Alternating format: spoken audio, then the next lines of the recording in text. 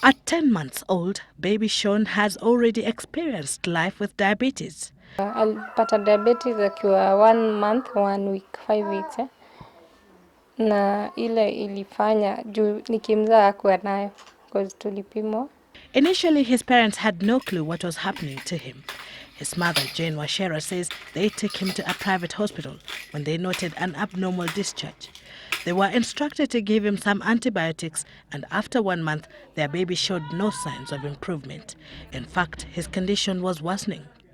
That's when they consulted a doctor at Aga Khan Hospital in Nairobi.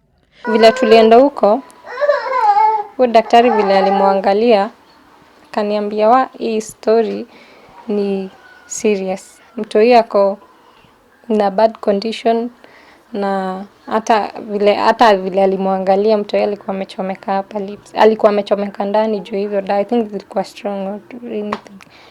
Akaniambia kuja nikuonyeshe, kawasha taa, kanionyesha mtoi mdomo. Alikuwa amechomeka, alikuwa na tuvidonda, tu pimples ndani twingi. Afu pia mdomo ilikuwa bluish, but sikuwa na notice, kwa fikiria tu juu likatoi kadogo ni normal. They were asked to run a series of tests on the baby, which they did at St. Mary's Hospital. That is when they discovered the baby was actually battling with diabetes.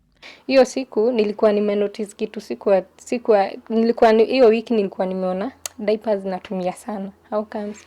Because hiyo siku nakumbuka nilikuwa nimebeba diapers 8. So niliona alikuwa amekojoa sana hiyo siku. Sasa kwenda kwa machine, wakampima, wakapata wakaona iko 34. Na nimekuambia range ya normal inafaa kuwa 4 to 10. Hiyo ndio normal. Ilikuwa 34. They had to be admitted in hospital. Wakajaribu kucontrol, ilikuwa ishuki below 28. So sasa hapo tulikaa 3 days ndio saa tukarifaiwa Kenyatta. Diabetes is actually a metabolic disorder whereby the body is unable to produce insulin, or the body cells become resistant to insulin, such that once you take your food, your body is unable to control your blood sugar. Baby Sean, however, is not an isolated case. There are hundreds of other infants living with diabetes as well. Children can get diabetes as young as 4 months. It's usually common. And the most troubling thing is the fact that these cases are increasing. But baby Sean and others can apparently live normal lives if their parents and guardians have proper information on the management of the condition. We also need to ensure that people get to understand that diabetes can be controlled if we watch our food intake.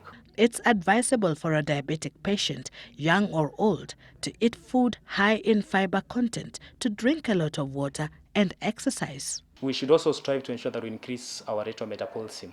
Metabolism is actually the rate at which the body makes use of the energy you get from the foods. And some of the ways we can achieve that is actually through taking small meals throughout the day, which means if somebody has diabetes, you cannot afford to skip your meals.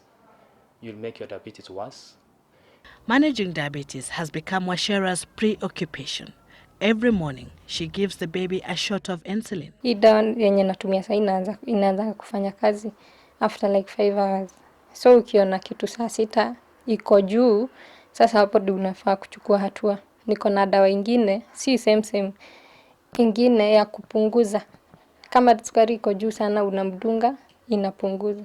Lakini sasa ile imeenda chini, unafaa kumpatia sukari ndio irudi normal. She has to monitor baby Sean's sugar levels every 3 hours. Saa 1 asubuhi na saa 4 na saa 6, saa 10, saa 1 jioni ndio nimpatie dawa, na tukilala saa 4. Hizo ni mara 6. Na maybe in between like saa hivi vile amelala, saa ingine na kuanga amelala kwa nini? Because kama saa hii ndio time yake ya kulala. But tuseme nimempatia dawa, alafu akaekaya amelala, sasa hapo nitaanza kujiuliza, sasa itabidi nimpime. So hii ndio mashine yenye mimi hutumia kumpima. She records what she sees during those intervals for her own use and also for the doctor to have a clear indication of the baby's progress. Whenever she travels, she must remember this black bag. Lazima nibebe glucose, lazima nibebe machine, na pia lazima nibebe kitabu.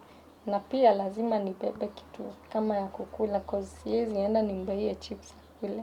At the age of 24 years old, Wachera had to give up work, even in her house, and dedicates all her time to monitoring and caring for the baby.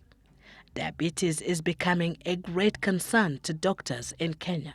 Mwaka huu kuwa na estimate ya watu wale wako na ugonjwa wa sukari ni 1.8 million. And knowing the high cost of managing diabetes, this year's Diabetes Walk is targeting to raise 25 million shillings to fund free insulin for children under the age of 18 years from underprivileged families. Sylvia Chebet, Citizen Weekend.